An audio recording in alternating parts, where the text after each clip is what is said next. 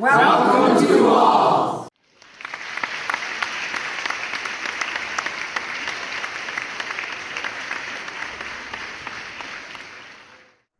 Well, thank you, Susan. Good morning, everyone. Yes, quite a few at this point, and I'm going to rely on somebody to tell me we're getting tired of you, Olin. Just ease back for a while, but I do enjoy doing this, and as I've said many times, ALL has allowed me to continue a function of teaching and learning and classroom type interaction, whether it's online or in person, that I've found fulfilling for decades now. And when I was working at ACC, my schedule just wouldn't work for teaching a regular class, but the ALL presentations have enabled me to enjoy that part of my life. So the topic today, what's the matter with those snowflakes? And it's my youngest daughter, Natalie, took me to task the other day when she saw the title about being provocative. And there's nothing wrong with being provocative, but is anybody familiar with the term snowflakes as it applies to this topic? Yes, I think we've heard it in the media a number of times. Right, and what is it supposed to mean?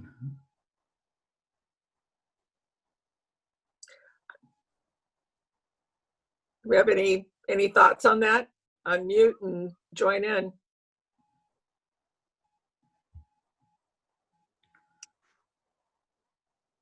What does it mean to be called a snowflake? Yeah. I think mostly it's applied to liberals. Maybe I need to turn my audio up some. I didn't hear the comment. I think mostly it is applied to liberals. Well, no, that's not quite. It's an analogy. Anybody else want to give it a try? I will. Oh, go ahead. Right. Go ahead. I will. I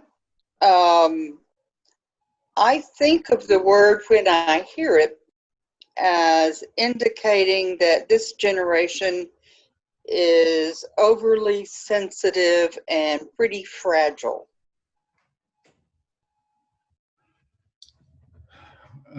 Yes, well, that's a little closer, I think.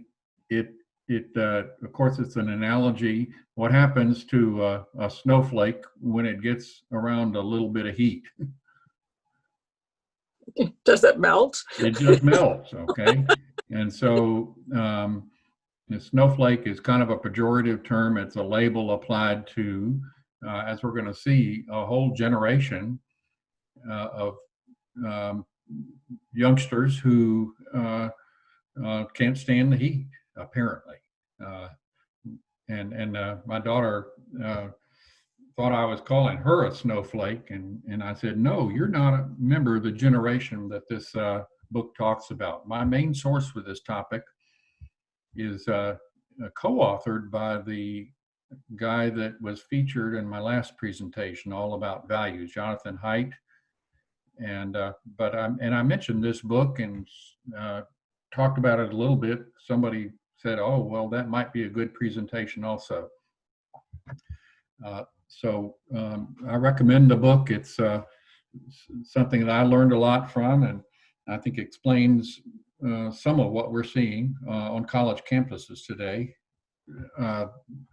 This is pretty much the same material about the first author, Haidt, that you saw in the last program.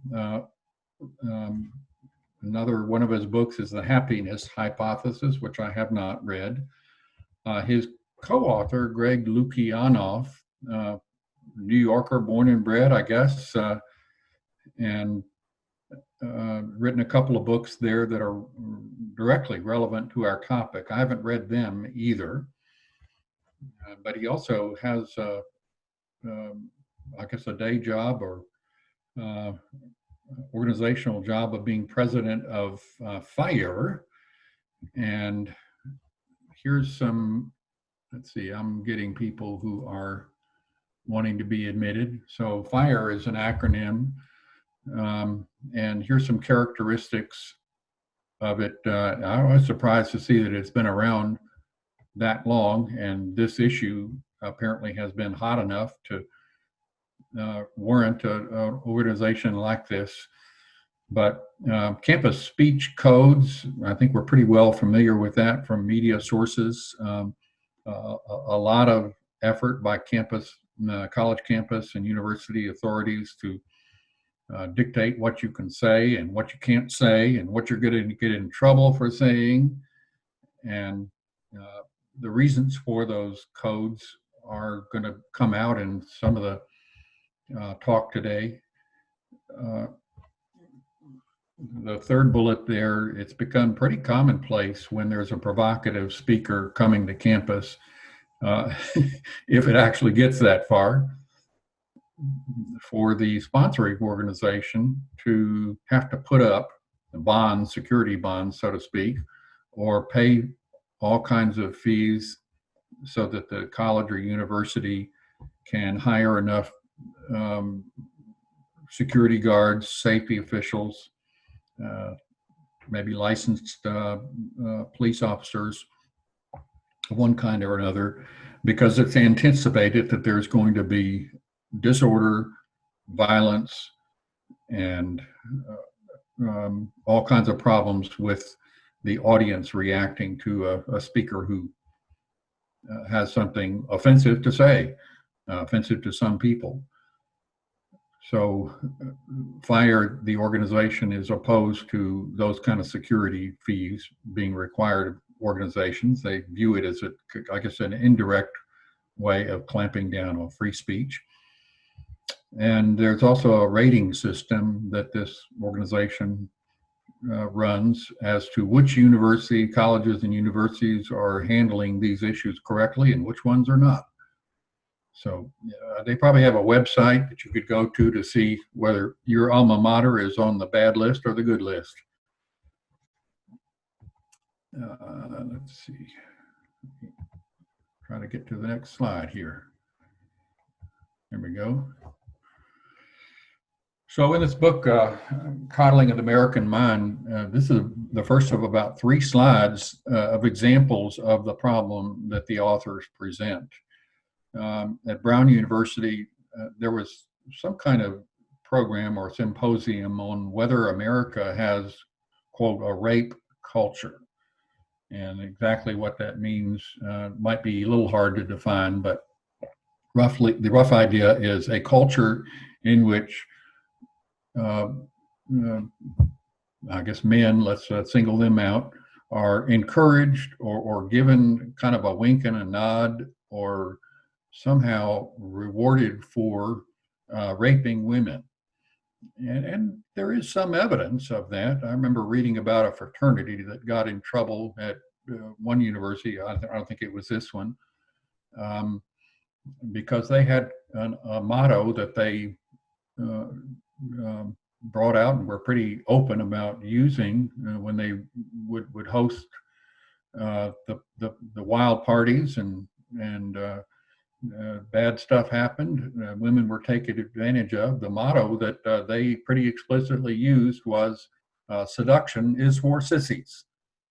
And so at Brown University, there was a speaker who did assert that there's a rape culture in America, that there's a serious problem that we need to handle and modify our behavior and our speech and our action about.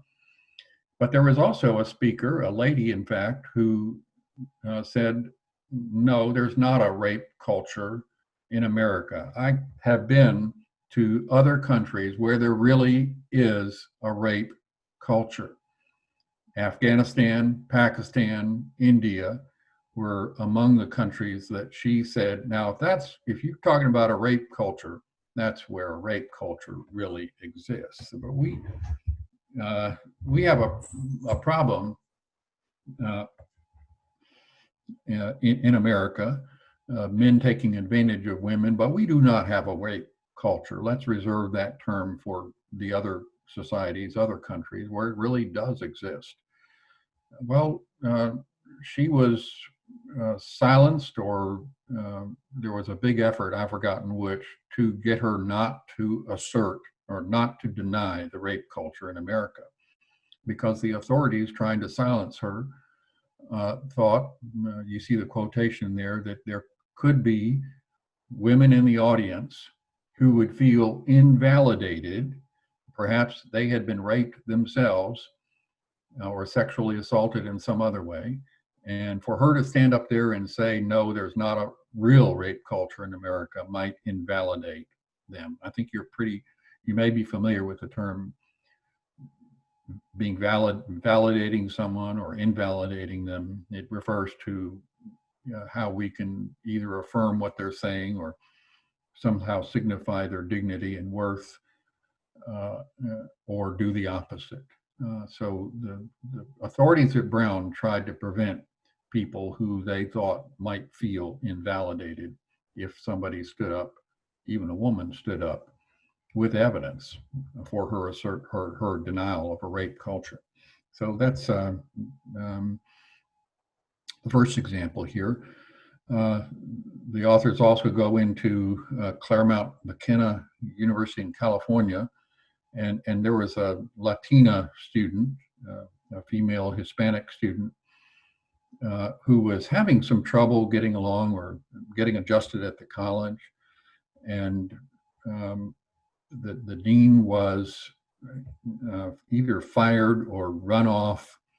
There was such a hostile environment at the college that she ended up not continuing to work there because of an email she sent to the student, or a letter, which had a good intention, but the words, "those who don't fit our mold," ended up being very threatening to the student and to the supporters of her once she publicized what the dean had said. So what the authors do emphasize is, yes, you can construe language like that. That could be ambiguous. You can take the worst possible interpretation on it and vilify the person who said that. But let's apply what in logic class we call the principle of charity. And the principle of charity says, try to put the best possible interpretation, or the positive interpretation on somebody else's words that is at least reasonable to how you construe it. So that the dialogue continues, so we don't end up polarizing and having a yelling match instead of a conversation. Anyway, there's a second one, and again, feel free to comment on these if you have opinions on what these examples are telling us, how we should interpret them. Let me just pause here for a minute.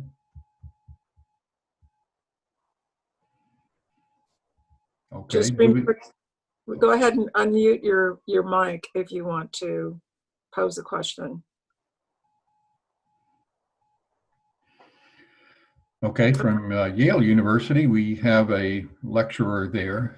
A lecturer is a low-level faculty member, usually a person not on a tenure track, but still has something to offer to the students at the university. And she, because of some of the kinds of things that you see in the first two examples, made some kind of comment about a bad tendency that she was seeing at the university to cultivate vulnerability in students. In other words, to give them rewards for being vulnerable, for being victims, for being snowflakes, basically. And she was punished in some way, disciplined, and I think she eventually lost her job also because of that comment about the culture. Moving on to the second of these three slides. Anybody know what Antifa is?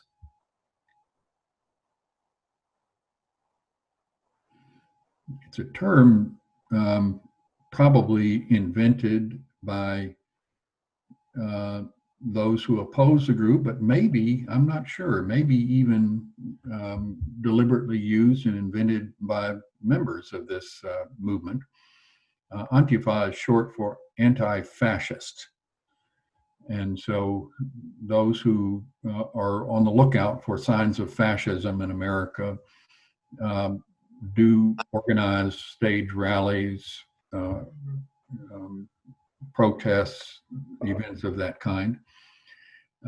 And the University of California at Berkeley, which of course got famous in the 1960s for the free speech movement, 1964, Mario Salvio or something like that, was the lead figure in trying to overcome the restrictions on free speech at Berkeley, and there were riots, and it was considered part of the 60s culture.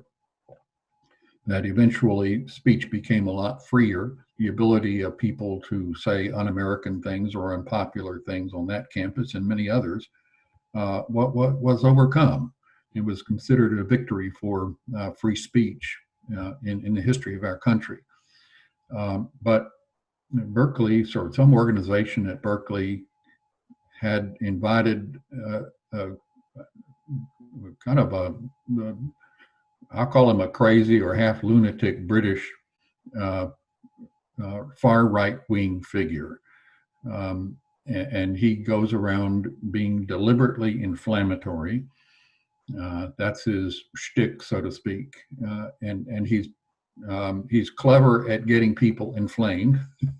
And he got invited to the campus, and the Antifa group staged some kind of protest or series of protests and rallies that did turn violent there until I think in this case he was maybe invited in the first place, but then disinvited. That disinviting of people who've been invited is pretty common now at colleges and universities. Middlebury College in Vermont made this mistake, you could say, or actually acted commendably, inviting the controversial speaker Charles Murray. Is anybody familiar with the bell curve? Very controversial book that he published in 1994. Three main points that he makes in it. Did I hear somebody saying, yes, I've heard of that book? I've heard of it, but I did not read it, so I can't. I remember reading it when it came out. The main 3 points that Murray makes, and he's done his homework. He's a researcher and has a lot of, he cites a lot of evidence in favor of these conclusions. The first conclusion is that IQ is inheritable between 40 and 80% of a person's native intelligence is a result of genetic makeup. Now, what this means, the very threatening and controversial part of this thesis, is that it's not just due to environmental factors. And the differences of intelligence among different groups of people, especially different races, had tended, until this book came out, to be explainable not due to genetics, but due to environment. If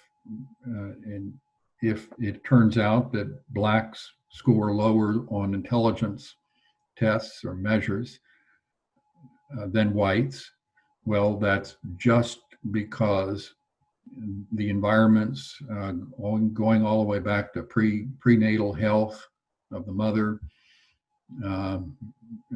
and poor schools, and all this is due, all that discrepancy, it came to be believed was due to environmental factors, not native intelligence, nothing to do with genetics. Murray disagreed with that, and he cited a lot of evidence to support his disagreement. And so to say that it's even 40%, or at least partly due to genetics, was highly offensive to lots of people, and there was a huge outcry against his saying that, regardless of whether he had evidence for it or not. Olin, Yes. what is intelligence? Oh gosh, I don't know. And that was one of the controversies with this book, that intelligence, Murray used standard, maybe Stanford-Binet IQ tests, and the question that you just raised, maybe IQ scores on a standardized test are not really what we mean by intelligence. And I think there's a lot of validity to that. So does that answer your question? Or it doesn't answer your question because I don't know what it is. I'm afraid it doesn't answer the question. Pardon me? So intelligence is that characteristic that is measured by a test that's created by somebody who is measuring a thing called intelligence. Right. So Thank there you. is a problem in defining intelligence and measuring it. And I think Murray's conclusions are vulnerable to those questions. Murray did point out that low IQ is correlated with being unmarried, out of work, living in poverty, being incarcerated, being a high school dropout, a chronic welfare recipient, and having children out of wedlock. And so this is where Murray came to be considered a racist and a pariah. And the reason why at Middlebury, when he was invited to speak, he was prevented actually from making the speech because people were yelling and creating so much disturbance in the lecture hall. So that's a little bit of background on that. Pretty recently, there was a Klan Nazi march at the University of Virginia that did result in a death there.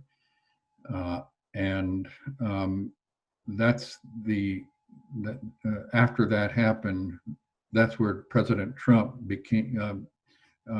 made his comment about something like there are fine people on both sides, and endured a lot of criticism for that comment.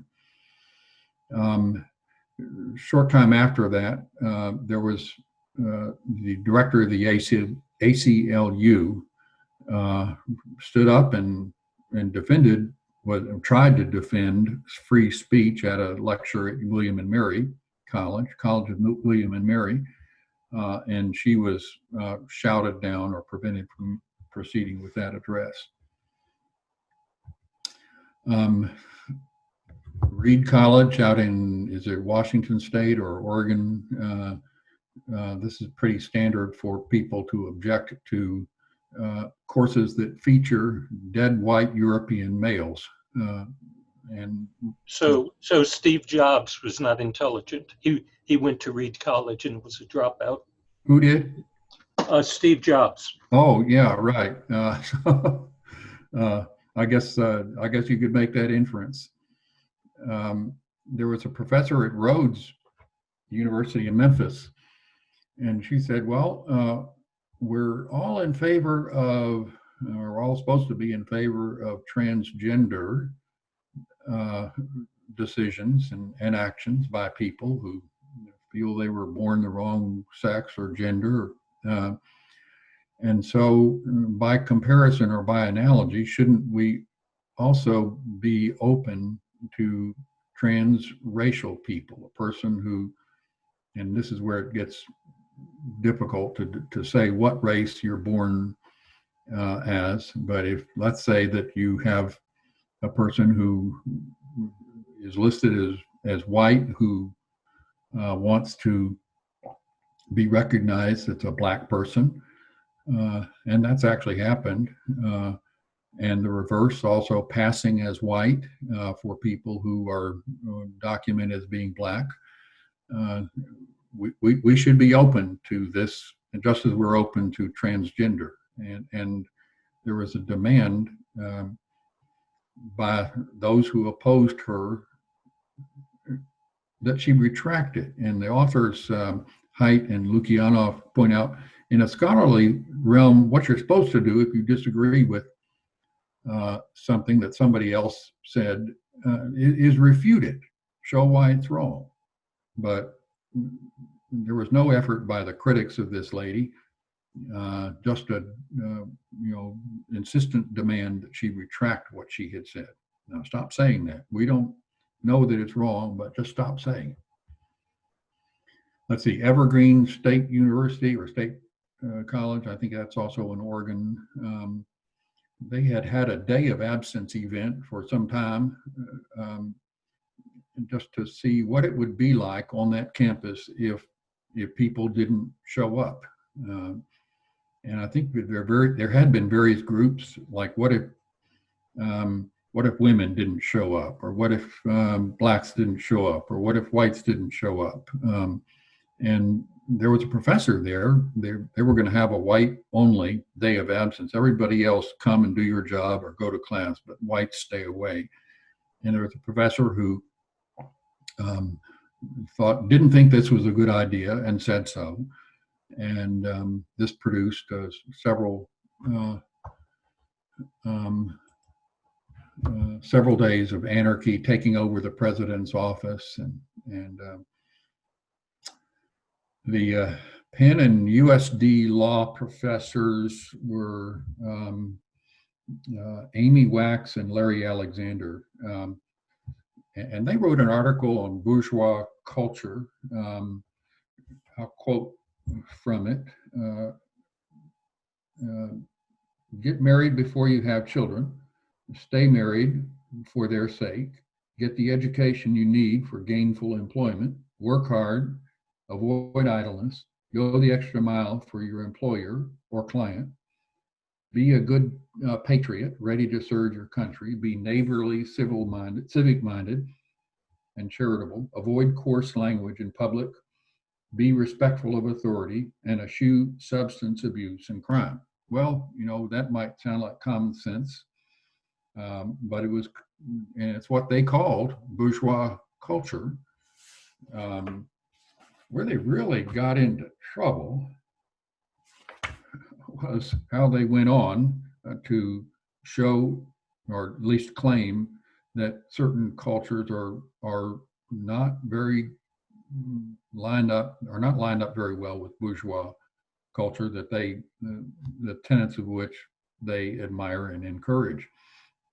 They went on to say the culture of Plains Indians was designed for nomadic hunters, but is not suited to a first world 21st century environment. Nor are the single parent antisocial habits prevalent among some working class whites. The anti-acting white rap culture of inner city blacks and the anti-assimilation ideas gaining ground among some Hispanic immigrants. Well, if the bourgeois culture description wasn't bad enough, the comments on the culture of the other groups got them into a lot of trouble. At Penn, I believe there were 34 professors who published an open letter condemning Professor Wax. And she notes in her comments, only one of them actually came to talk to me. sat down and said, yeah, I'm signing this letter, but let's talk about it. So anyway, that's those are the examples brought forward of the problem from in the book. There are a few cases in my own career that I thought I'd mention also. Going back to graduate school, there was a professor who had been at the university, this is Rice University in Houston, who had been the professor a long time, and he was getting up in age a little bit. He had done good scholarly work and was really appreciated by his students, but he was starting to forget things in class or stumble around or have a little confusion that would be typical of a person, say 65 or 70 or 75 years old. And the student newspaper had a back page where anybody was allowed to say anything, no matter how degrading or libelous. It was a platform of free speech. And there came to be from the students mockery of this professor's inability to be as sharp as he was 30 or 40 years ago. And there was one issue of it that came out. The next issue had more of the same. Students started piling on.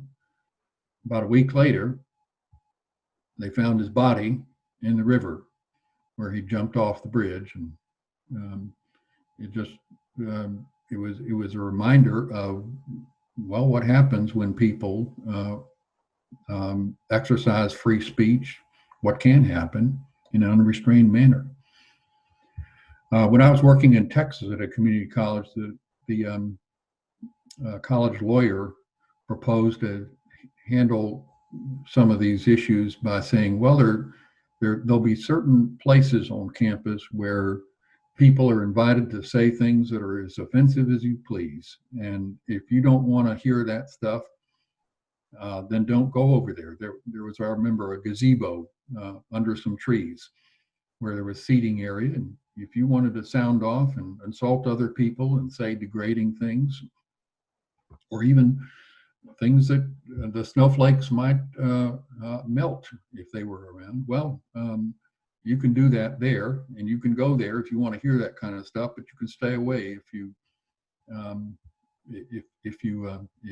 don't care to hear that. It's kind of like turning on a TV channel, and if you don't want to watch it, go to another channel, turn the machine off.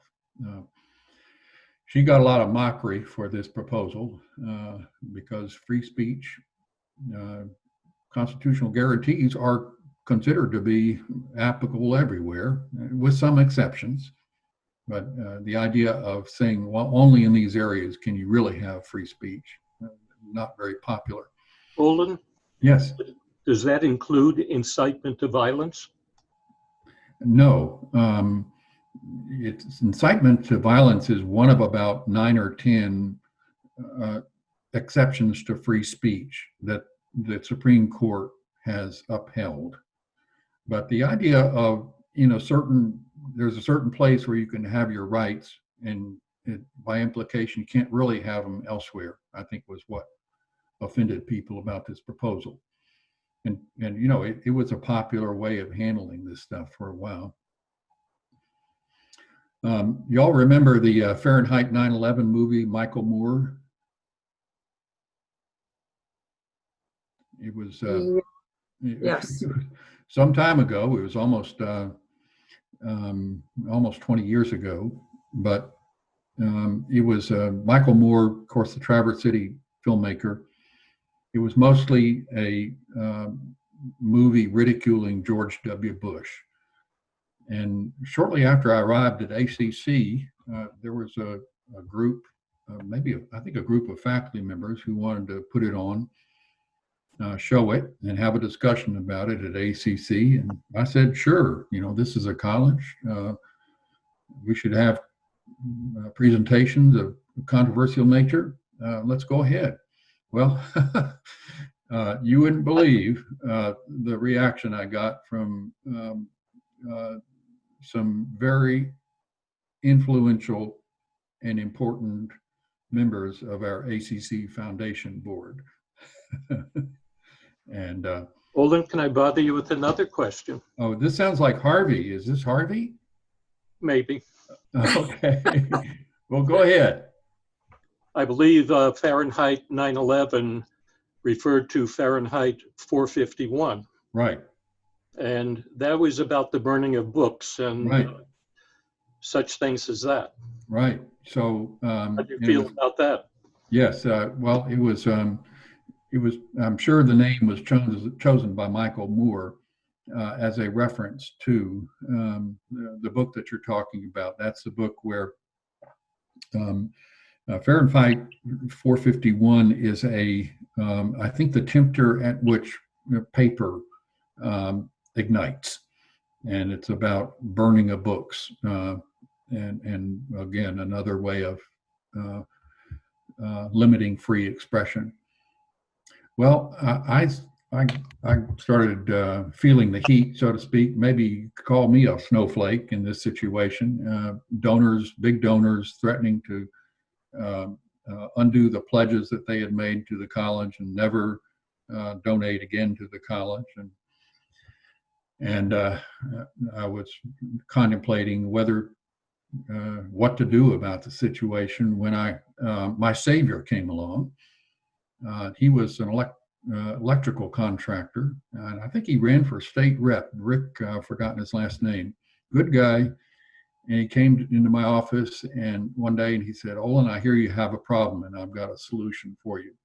There's another movie called Fahrenheit 9/11 that's come out to expose the inaccuracies of Fahrenheit 9/11. So how about I organize a showing of that in the discussion too, then we'll have both sides." And I said, "Thank you so much." And I went back to the donors and the ACC board with that solution. Everybody was fine. As long as there were both sides, it was okay. The idea of having only one side, I guess, turned out to be what was really troubling some of the objectors. And yes, indeed, those who threatened to quit donating did continue to donate. So that turned out well. The play about Jesus, it happened at another community college here in the state. I was talking to the professor, and in fact, I think I was telling him about the Fahrenheit and Fahrenheit story. He said, "Well, let me tell you what happened to me. We had a student drama group here on campus, and normally we let them select what plays, and the faculty sponsor what plays they want to do. They came up with a play to put on campus, in which the Jesus is presented as a gay man, and the disciples are presented as his gay recruits. So you can imagine the uproar about that. And I think this other president eventually got it finessed by having the play put on off campus rather than on campus. So just another case of dealing with offensive, controversial material. There's also, I was talking to a trustee at another community college at Michigan, in Michigan, dealing with a case where a faculty member, I think an English professor, had required the class to watch an R-rated movie and write an assignment on it of some kind, get a grade for it. And there was a student who refused to do that. She said, I don't watch that kind of trash, and how about making me another assignment so I don't have to violate my own personal, and I think they were religiously based principles. And the professor refused, and it went back and forth, and the student's refusal became kind of a cause célèbre. It actually led to the trustee I was talking to running for the board of trustees successfully. and enlisting an ally.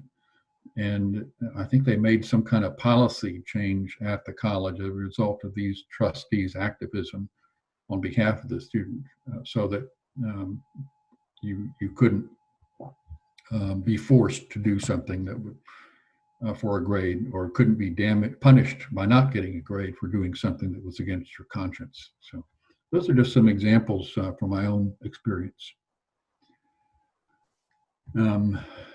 Any comments on any of these before I move on? We don't have any chat. You've kept caught up with the chat questions. So if we've got any other questions, please feel free to unmute your mic and ask. Okay, let's move. The next part of the book, the authors present what they call 3 great untruths that are believed, I guess, by a lot of people, but produce the effect of so much coddling that we end up with snowflakes. And the first one is, it's kind of a play off of something you may have heard attributed to Friedrich Nietzsche. What doesn't kill you makes you stronger. That's attributed to Nietzsche. But what's believed by a lot of people today is what doesn't kill you makes you weaker. And of course, that is sometimes true. But to take that as a general guideline on exposing, especially youngsters, youngsters, to what I believe the authors would regard as a reasonable amount of risk and unpleasantness in life. The fact that so many people believe this first great untruth results in the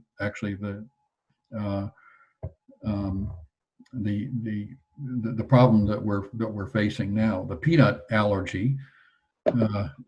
Before peanut allergies became so much front and center, only 2 or 3% of kids had it, and it, occasionally it was pretty bad, maybe some deaths. But when those problems were publicized, and now if you ever fly on an airplane again, if we ever get to, you remember how you used to get peanuts, and now you just get pretzels. The authors, I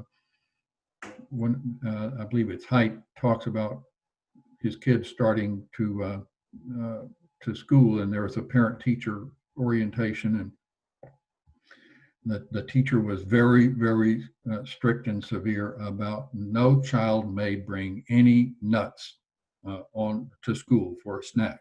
You have to make sure that doesn't happen because of the peanut allergy.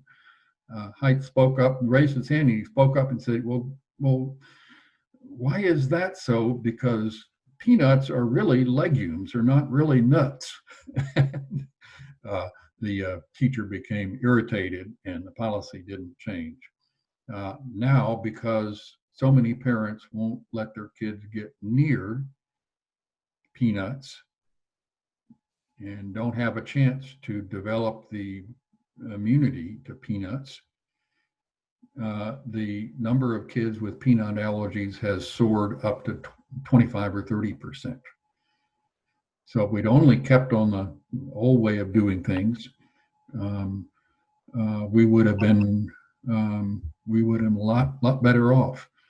The term anti-fragile is kind of an unfortunate term, but the authors cite a researcher who uses a quote at the bottom there: "Wind extinguishes a candle, but energizes a fire." Anti-fragile is the characteristic this researcher, I've forgotten his name, gives to human beings, that they are not as fragile as we think.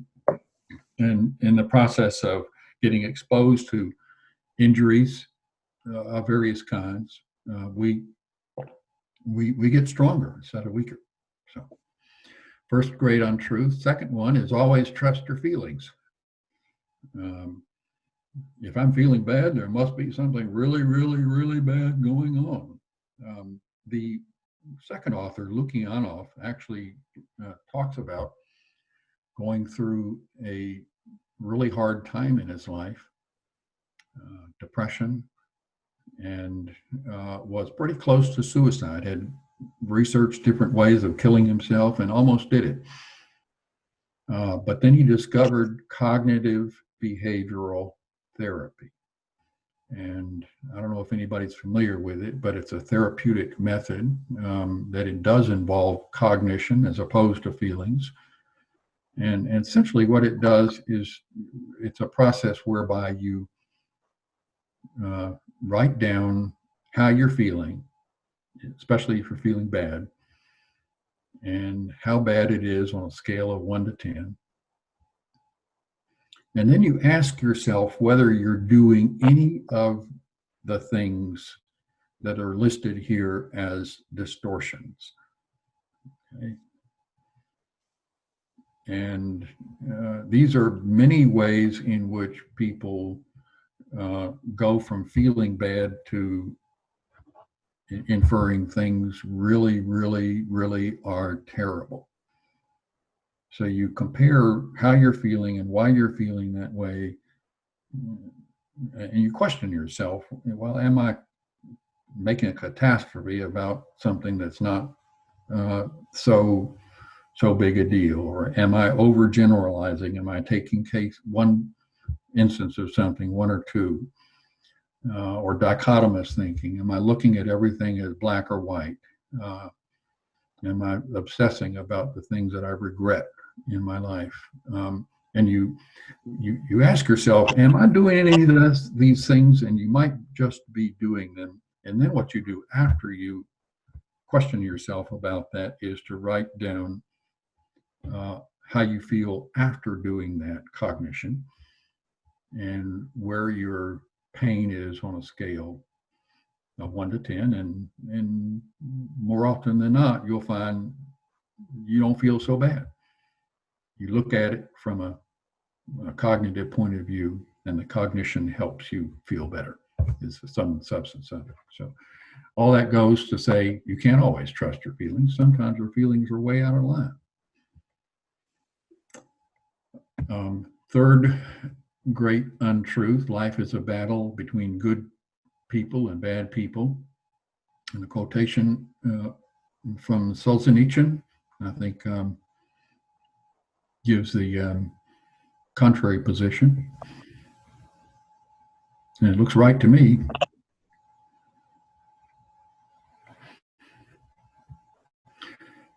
So all this villainizing we do of people and idealizing of people, that's not really accurate. That's not how human beings are. Well, how did we get there? Is the next question. And trauma creep. Let me jump to the next slide. The Diagnostic and Statistical Manual, the DSM, is the Bible that psychiatrists use. And what it does is list the diagnoses which are recognized by psychiatrists and their etiology and how to handle them, the therapy, how they're classified, what some are broad, for example, autism, I guess, and going over a spectrum. But the DSM has been around for a while. 40, 50 years ago, the DSM, excuse me, limited trauma to physical injury like brain damage. But then in 1980, the DSM-3 said, well, it can be something like PTSD. But PTSD occurs not just for anything but those three examples: war, rape, and torture, maybe some other things that are very closely akin to them. So there was a big jump into the non-physical, but also an effort to keep it from getting out of hand, to be used about anything that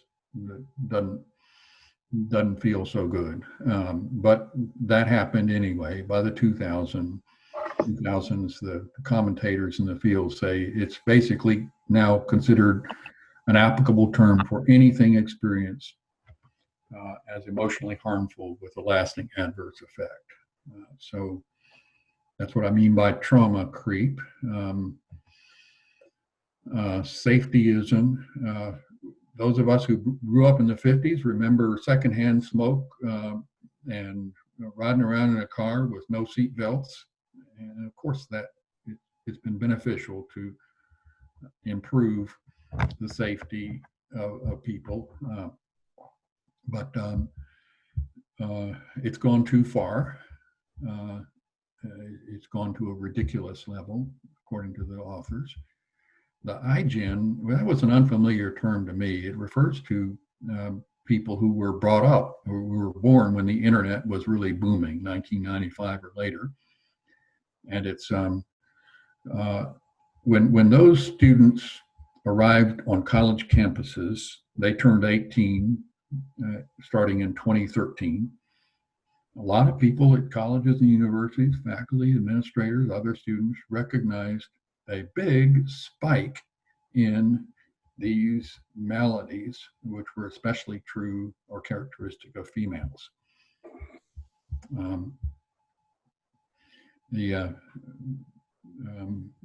Part of the difference with females has to do with social media. Males and females are both aggressive. The way males typically would express aggression would be to get into a fight in the schoolyard and mix it up and then go home and the fight's over with. Social media allows the aggression to continue.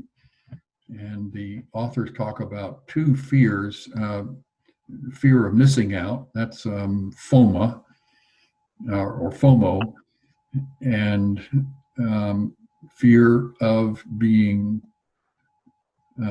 left out. FOMO or something like that is the acronym for it. And with females, especially in social media, the aggression comes out as cliquishness, deliberately excluding or marginalizing other females, and making sure they find out about it. And the way that people are attached to their devices these days, and I think it's more characteristic of females. They don't go home and get away from the aggression. They look at it all afternoon, all evening, and sometimes all night long. So you're seeing a lot more anxiety, depression, and suicide, which is part of the fragility that is seen in this generation. So some of the remedies for this, the authors talk about, is limiting screen time, which makes sense to me. How do we get to a better place? Talk about the world's worst mom. That's a description that she gives to herself. She is a woman who lives in Manhattan and who had a 9-year-old son, and they would take the subway around the city. And the son, as he grew up a bit, kept asking his mom, I want to take the subway by myself. No, you're too young. No, you're too young. Well, finally, she gave in. She prepared him for it. She made sure that he knew how to get home. And they went to, I think, Bloomingdale's in Manhattan. And she gave him an ID card with his name and her name and all the contact information, and made sure he had a map and a subway schedule, and $20 bill and tokens for the subway. And they practiced how he would get home by himself. And then she let him do it, and he showed up right on time. Well, she started talking about this, maybe writing articles about it. She got attacked for letting him do something so dangerous. And then she went on to form an organization to get parents to loosen up some and let their kids do things that were pretty routine 40 or 50 years ago. And I think one of the things she advises people to do. Look at Huckleberry Finn, which I just read over past month or so. And, you know, Huckleberry Finn is 12 years old, and the amazing things that he does and gets away with and lives through. Maybe none of us as parents would want to go that far, or grandparents, but it does give you an idea of a different way of life and a different way of allowing or tolerating liberties that kids will take. The University of Chicago has become a leader in defending, contrary to these trends we're talking about, defending open, vigorous contesting of ideas. And I've seen some of the statements. President Robert Zimmer there eloquently talks about how the rough and tumble of different points of view is part of growing up, part of getting a good university education. Mithridatism, that was a new term for me, but it actually refers back to a poem that's been one of my favorites for a while. So let's have a little poetry time. The poet here is A.E. Housman. And does anybody remember the most famous poem by Housman?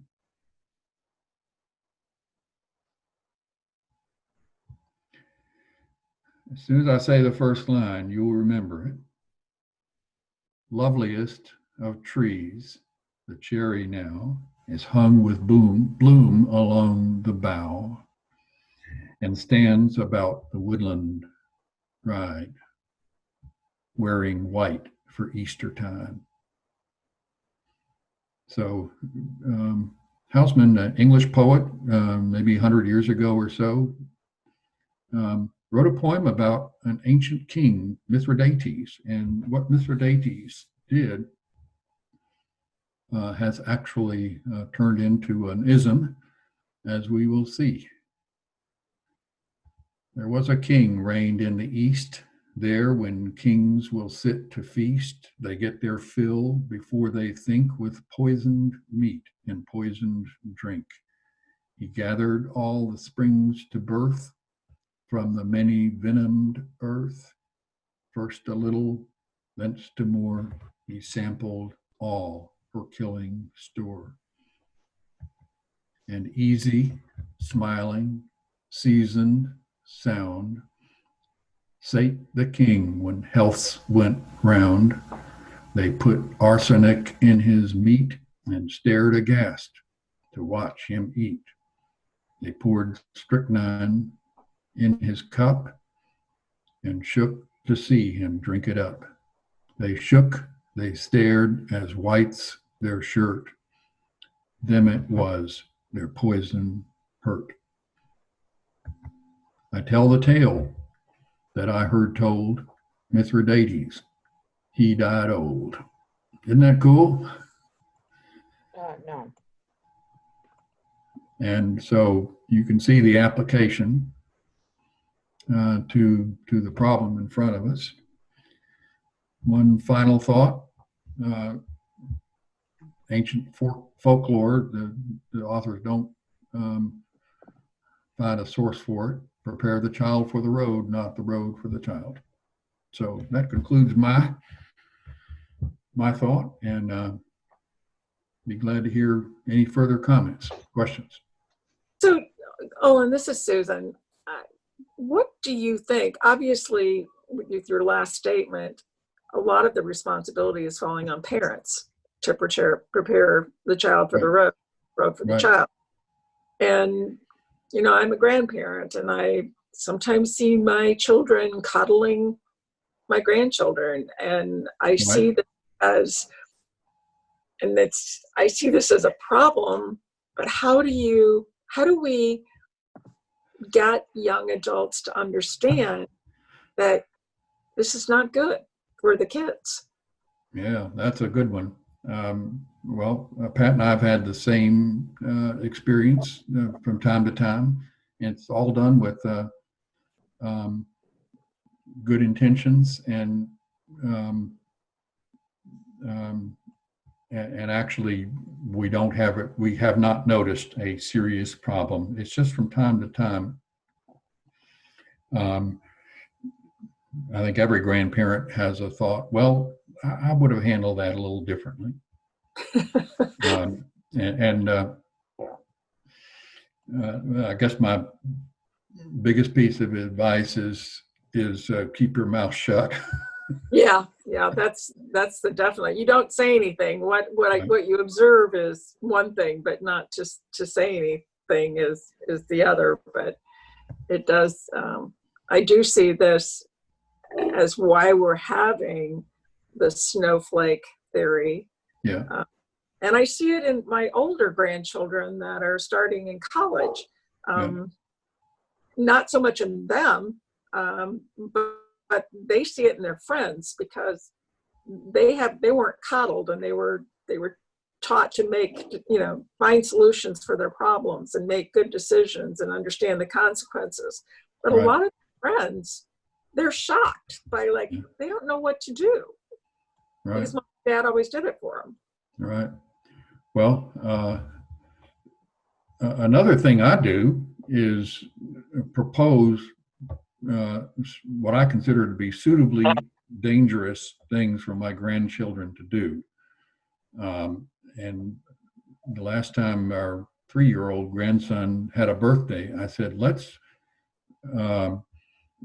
give him a start in a safe and watchful way with model rocketry. And that's because he had been asking for rockets to shoot off. And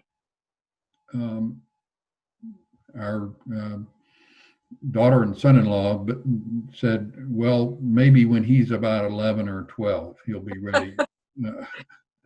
But what they did was suggest a kind of a Nerf rocket, air-powered rocket, which is completely safe to get for him, which I did. Yeah. But I'll keep proposing things that are what I consider to be suitable risks, and with enough preparation, there's very unlikely, and safety and care, they're very unlikely that anybody would really get hurt. But, I don't think it's the concern that I see is more so from letting the kids make some decisions that are obviously not dangerous to them, but then understanding the consequences if they make those decisions, but also teaching them critical thinking. Yeah. Well, I have a tread comment. Can you hear me? carefully. It's real easy for them to turn you off when you get into. Oh, we don't talk about it. I just see Yeah. it. Looks like Pat wants to say something. Yes. Well, I think we have changed culturally. When we were kids, parents used what my son-in-law says is benign neglect for their children, which is they let them go outside and play during the daytime, didn't worry about them going from one kid's house to the other, and you were supposed to get back in for your peanut butter and jelly sandwich and show up at night in time for eating, and nobody had a cell phone, but it was not as dangerous as many environments today. So in most environments, you just can't turn your kids outside to play for a day. So you're going to have to stretch it to look for opportunities where you give them a chance to reason and work things out. Yeah, because we live in the city of Chicago, and there's, they live in a neighborhood, but they're in the city of Chicago, and they're in a nice neighborhood, but they're in the city of Chicago. So, the kids, their yard is fenced with a 6-foot fence, and the kids don't go out of that. They do go to the parks with parents, but, there's not that opportunity. to let them go out and play. And I understand what you're saying. It's a good way. I guess that's a good description of it. But yeah, we grew up in a very different time.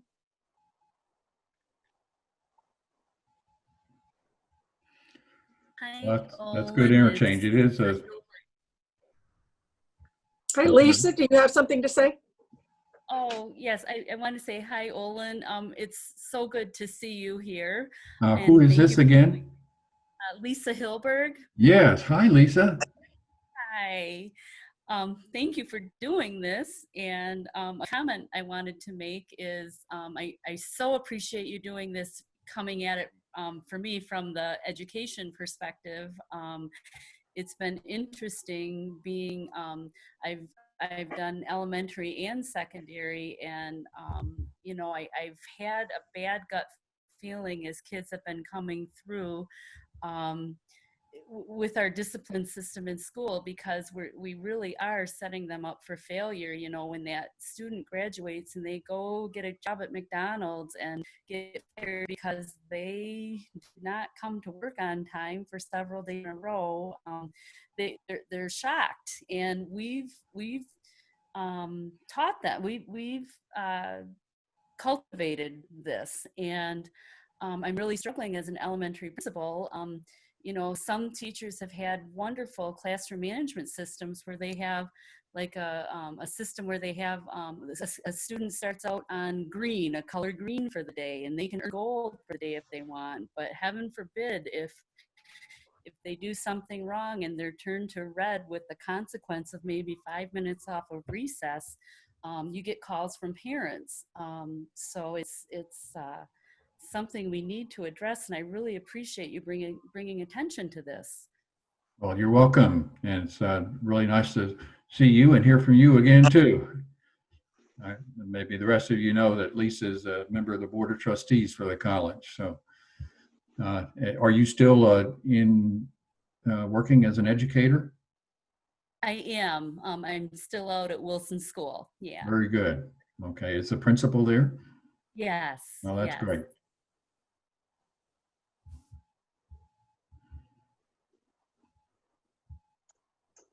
Lisa, have you ever had experiences in classrooms where one student maybe went too far and saying some things that really did traumatize another student? Yes, that's something we're dealing with daily. Desks get thrown across rooms. Scissors, students won't hand over scissors. I mean, we're definitely seeing other students traumatized, and trying to expand our counseling services to help them as well. Right. What about the issue of bullying, especially in elementary and junior high? And now it's concern about bullying is extended to high school and college. So I remember being a kid in the 50s, and people were aware of bullying. A lot of it was just tolerated, or kind of boys will be boys. And I've told people, I was in the principal's office a number of times for fighting, but I was never a bully. I always fought with boys that were my size or bigger. I just enjoyed getting down there in the dirt, and it was exciting, and I got in trouble for it from time to time, but it was just part of the culture, I guess. Yeah, it's there.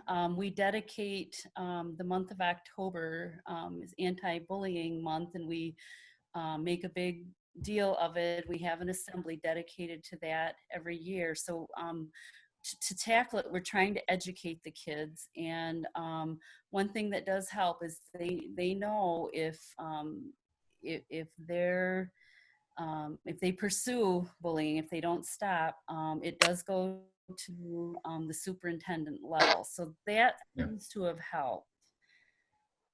Do you, you can dodge this question if you want to. Do you think the opposition or to bullying or the raising of it to a high level of concern has gone so far that it's responsible for some of the effects we've talked about today? Yes, definitely. It's a lot of students are, you know, I think what happens most often is maybe a student, yes, they were bullying, but I believe they truly have changed their ways where once they get that label, the parents of the other child or children keep at it. Usually if I bring all parties involved, like Yeah. their children in as well, usually we get to the bottom of the matter, and usually things have been exaggerated. Yeah. And you alluded to something, how labeling can become a self-fulfilling prophecy. Yes. A kid gets labeled as a bully, and then says, well, I guess that's what I am. Yes. Yep. Very interesting. Well, thanks for your contributions. You're So welcome. do we have any other questions to continue to the discussion? I have one. Hi, Can you hear me okay? Yes, we can. Okay, this goes way back many years as a retired teacher, but a thought just came to me as an incident. I had a writing assignment and reading through a paper, it was totally obscene. And so I called the student up and I returned his paper and he accused me of censorship. And I said, I'm telling you that you can't write what you wrote, but I'm telling you that I don't have to read what you wrote. Is there right and wrong in that situation? Okay. Susan, could you repeat the question for me? I'm going to ask Denny to repeat it because I couldn't catch all of it. Dennis, can you repeat the question again, please? Very briefly, years ago, I had required a writing assignment. I got reading one paper that was totally obscene. And I called the student up and gave his paper back and I told him that I am unwilling to read this. And he accused me of censoring his writing. And I told him that you can write whatever you want, but I don't have to read it. Yeah. Is there a right and wrong in that situation? So what I heard was you, thank you for repeating, a student submitted something for a writing assignment that was quite obscene. Is that correct? That's correct. Yes, and then were you the teacher that made the assignment? I made the assignment as a teacher. Oh, it was another teacher? No, I was the teacher. You were the teacher, yes. Yeah. Yes. Reminds me of, I made a trip out west recently to see my friend Leif Swanson, who teaches English at Laramie County Community College in Cheyenne, Wyoming. And he was telling me about teaching a writing class on memoirs, people writing down their memoirs. And there was one fellow in the class who decided, well, he was going to have his memoir be all about the success that he'd had with girls. And then, of course, part of the class activity was reading what you had written. And he started in on his story of his conquests, and the Leif, my friend, was wondering, okay, do I have to shut this down because it was pretty graphic? And finally, several of the women spoke up and said, I think we've heard enough of this. They handled it themselves.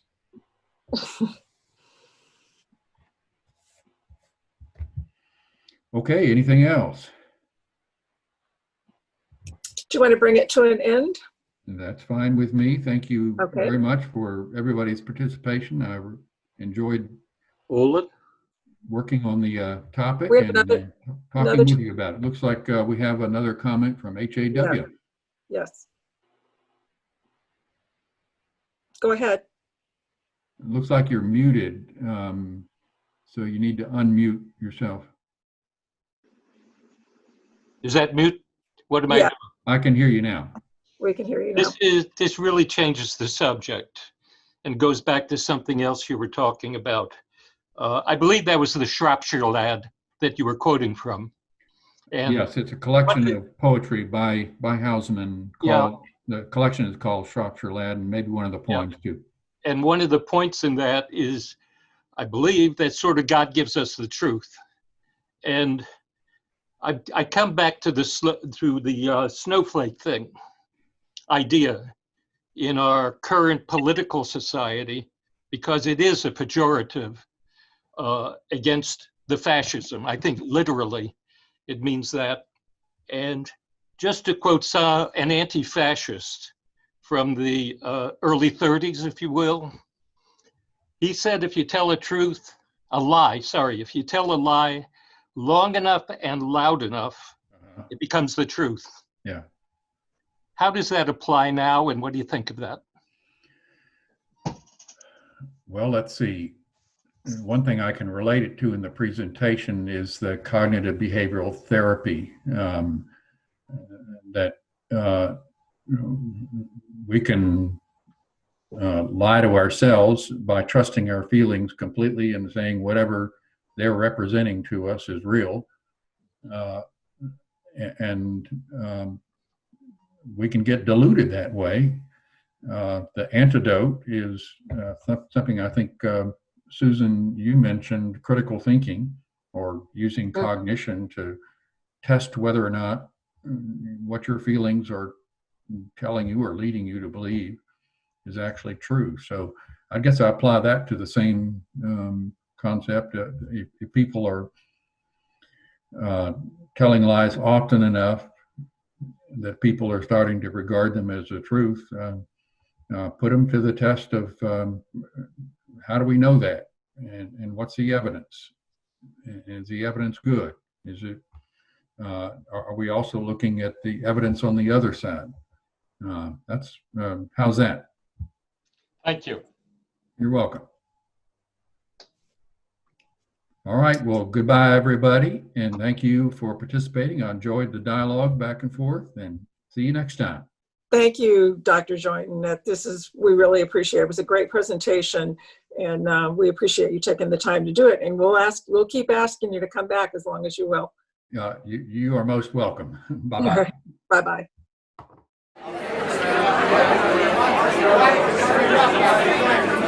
Dude.